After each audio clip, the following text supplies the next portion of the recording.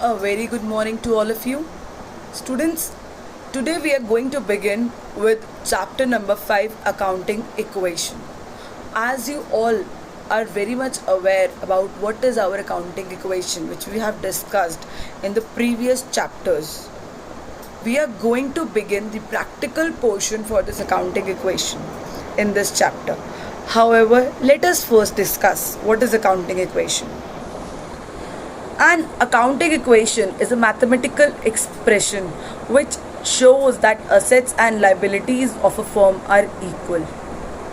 Accounting equation is assets is equal to your liabilities plus capital. As you all remember, liabilities are external liabilities and capital is your internal liability. Assets are also economic resources owned by the business. In the similar way, we have liabilities as the financial obligations or debts of a business, which a business has to pay. In the similar way, your capital, it is the owner's claims on the assets of a business, as we discussed in previous chapter, that is chapter number 2. That is as or when a company is not in a position or a business is not in a position to pay back the amount invested by the owner, then owner can easily claim on the assets of the business. Proceeding to the next diagram of the accounting equation. Assets, how much resources the company owns. Liabilities, how much lenders lend to the company. Shareholders equity or capital, how much owners have put into the company, that is amount invested. That should always be equal to your assets. In the similar way we discussed, your assets should always be equal to liabilities plus capital. Alright, as you can see over here, the yellow box indicating assets is equal to the box which is the sum of liabilities as well as your capital. Proceeding to the next. Accounting equation is also known as balance sheet equation of the accounting equation. Depicts the fundamental relation among the components of a balance sheet. Students, as we all know, in balance sheet we record the assets, liabilities and capital. That is why accounting equation is also known as the fundamental relation between the components of the balance sheet. An accounting equation always holds true with every change that occurs due to a transaction entered into, due to the reason that it is based on the dual aspect of accounting. If you remember, we discussed each and every transaction has two effects, one affecting assets or the other affecting liabilities or vice versa, or as we are going to discuss in this chapter. Basically, any transaction will be having two effects. One will be debit side and the another will be credit side. That is why your accounting equation is based on the dual aspect of accounting. Now, students, an accounting equation will result a change either in your assets, liabilities or capital of the firm. How? See, if there is an increase in assets either leads to a corresponding increase in liabilities or capital. What we mean to say, for example, there is an increase in asset, that increase with the similar amount should be in the corresponding liability or capital. Thus, by that change, your accounting equation will always be equal. In the similar way, if there is a decrease in asset, it will lead to similar decrease in your liabilities or capital. Another change, if there is an increase in asset, it should lead to decrease in another asset, which will not affect your liabilities or capital side, thus balancing your accounting equation to be equal again. In the similar way, increase in liability should lead to a decrease in another liability, again bringing your accounting equation to be equal. This accounting equation changes you will understand through the various examples which we are going to discuss in today's class. See, effects of transactions on accounting equation. We are going to discuss various transactions over here, but to understand How we are going to proceed, let us discuss step number 1, step number 2 and step number 3 further.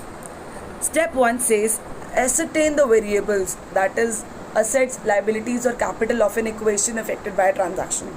We will take a transaction each one by one and we are going to see how one transaction will be affecting or what that transaction will be affecting which kind of variable. Either it will be affecting an asset or liability or capital. We are going to see first. I'm going to record that. Then find out the effect in terms of increase or decrease.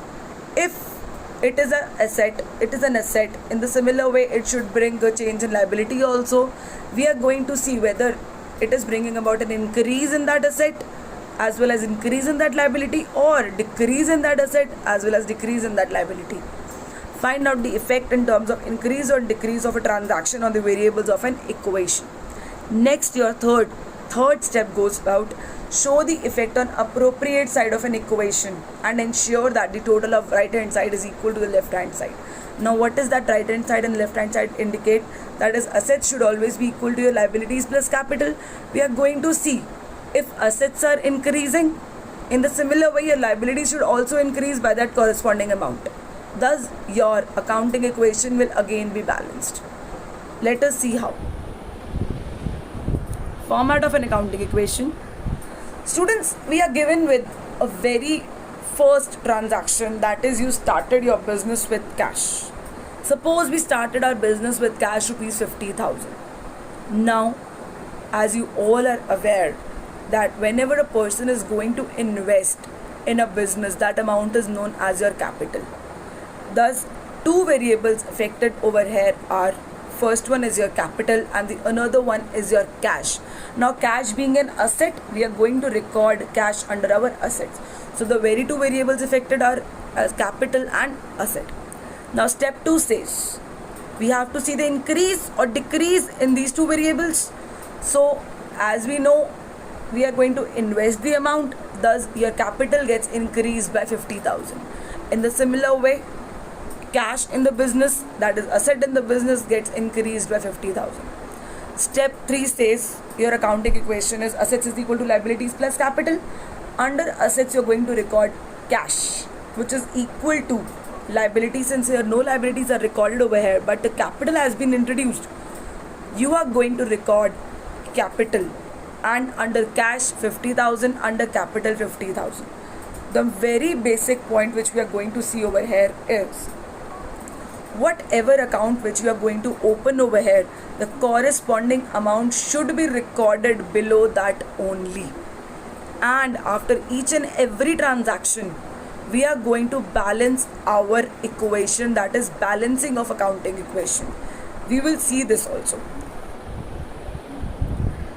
In the similar way, we have second transaction, withdrawn cash for personal use. That is your drawings, as you are all aware about it. Here also, withdrawn cash for personal use, that is your drawings, that affects your capital. Since drawings reduces the capital, thus two accounts affected over here are capital and again cash is withdrawn, thus asset, cash. Step 2, capital will decrease by rupees 2,000. In the similar way, your asset and cash will also decrease by 2,000. Step 3 says assets is equal to liabilities plus capital. Under assets, you are going to write down cash minus 2,000. Students, in accountancy, we do not denote minus. We use brackets for the negative connotations. In the similar way, we are going to write 2,000 and in brackets under your capital column also. Alright, let us proceed. The third transaction says purchased goods for cash rupees 20,000 and on credit rupees 30,000. This could have been two transactions, but I wanted you to understand in common, that's why I'm taking it in together. Now step 1, we have purchased goods for cash and for credit. Let us consider purchased goods for cash. As you all are very much aware, for goods we open stock account. Again, cash is being affected, asset, cash. Now we are purchasing goods on credit also. So what is going to happen? We have to pay for this corresponding amount in future to some person. Then that person will be considered as your creditors in our balance sheet, or rather in our books of accounts. That's why we are going to write it down, creditors over here. Now step 2, we will see stock will increase by rupees 50,000. How? We have purchased goods for cash also and for credit also. This means 20,000 plus 30,000. Your stock is increased by this much. Then your asset, cash will decrease by 20,000 because we have purchased goods. This cash is decreased, asset is decreased. In the similar way, your credit, you have purchased goods on credit, your creditors will increase because in future when you're going to pay back those creditors, then you're going to decrease those creditors, but for the time being you're going to increase it. Alright. Step 3, assets is equal to liabilities plus capital. In cash you recorded negative 20,000, that is in bracket 20,000. Stock 50,000, creditors 30,000, capital not introduced in this transaction, thus they are going to record it as 0. As you can see, 50,000 is a plus and negative 20,000 gives you balance as 30,000, and on the right side also you are having 30,000. Thus over here our accounting equation is again balanced, that is assets is equal to liabilities plus capital. Students, now we are going to consider all these 3 transactions in our accounting equation format. See how these are recorded. We will be given with 3, 4 or rather 5, 6 transactions in whole. I am taking over 3 here. Started business with cash, withdrawn cash for personal use, purchased goods for cash and on credit. We discussed these each one. Now we are going to see how they are going to affect together the accounting transactions. The first one we are going to see, we are going to make a format like this. The very first which says serial number as in column. The next is transaction. Then we are going to have assets is equal to liabilities plus capital. Now students, we are going to leave one separate line under this as we are not aware about whatever account we are going to open. Let's say we started with first transaction, started business with cash. Now first transaction, 50,000 cash has been brought in, 50,000 under cash equals to liabilities not shown over here, thus we are going to record 0 over here, plus 50,000. New accounting equation comes here, 50,000 is equal to 0 plus 50,000, which is balanced over here. Next, your withdrawn goods for personal use. Now your withdrawn goods, your negative in terms or rather in bracket 2,000, which is equal to 0 plus, again going to deduct your capital, that is 2,000 in bracket. New accounting equation comes about, 50,000 less 2,000 gives you 48,000, which is again equal to 48,000 on the right hand side also. Again your accounting equation is balanced. As you all can see, after each and every transaction we are balancing our accounting equation. This is the basic format which we have to do in our accounting equation. Third transaction is purchase goods for cash and on credit also. Now cash deducted by 20,000, okay, put it in brackets. Stock increased by 20,000 as well as 30,000. We have recorded each transaction. Let's say 20,000 in bracket. In the similar way, 20,000 in positive. If you remember, we discussed decrease in asset, increase in another asset. That is effect of a change of one transaction. The second is purchase of goods on credit basis plus 30,000, and your creditors also gets increased over here. That 30,000 was recorded under your creditors section. And now in this transaction we are going to put creditors over here in the very first row. Now again final equation after all of this comes about, 28,000, that is 48,000 less 20,000 gives you about 28,000. 20,000 plus 30,000, 50,000. Creditors balance amount is 30,000 and capital comes about 48,000. Now we are going to sum up all this. 50,000 plus 28,000 gives you 78,000.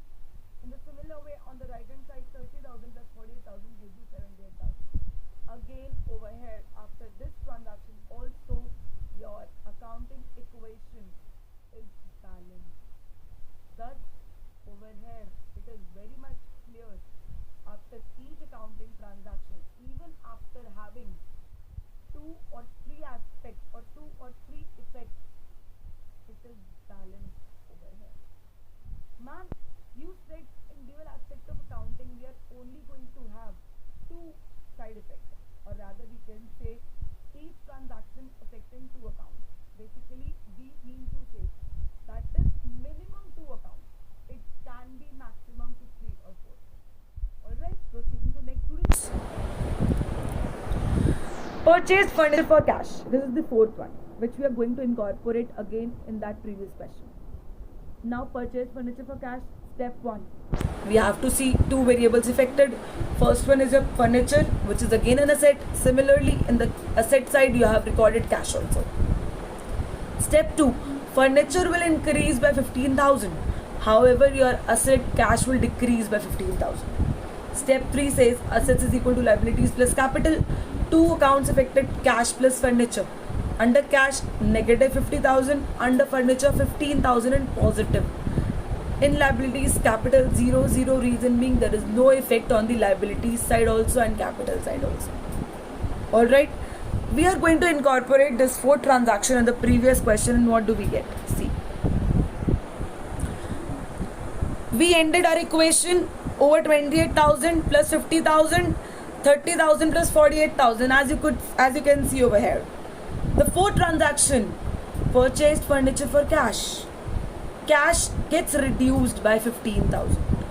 Students, as you can see in the previous, we were having only cash plus stock over here. As soon as our fourth transaction comes over here, now one more account gets opened, that is your furniture. That furniture, under that correspondingly you are going to write it down plus 15,000, because it will indicate that your furniture amount indicates your 15,000. No effect on liabilities and capital. Again, we are going to balance out our accounting equation. 28,000 less 15,000 gives you 13,000. Stock remaining same, 50,000. Furniture added 15,000. On the right side, 30,000 plus 48,000. Now let us see the total or the summation of each side. 13,000 plus 50,000 plus 15,000 gives you 78,000.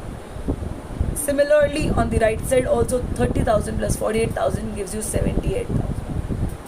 Here also our accounting equation is perfectly balanced. I hope you all are clear with these accounting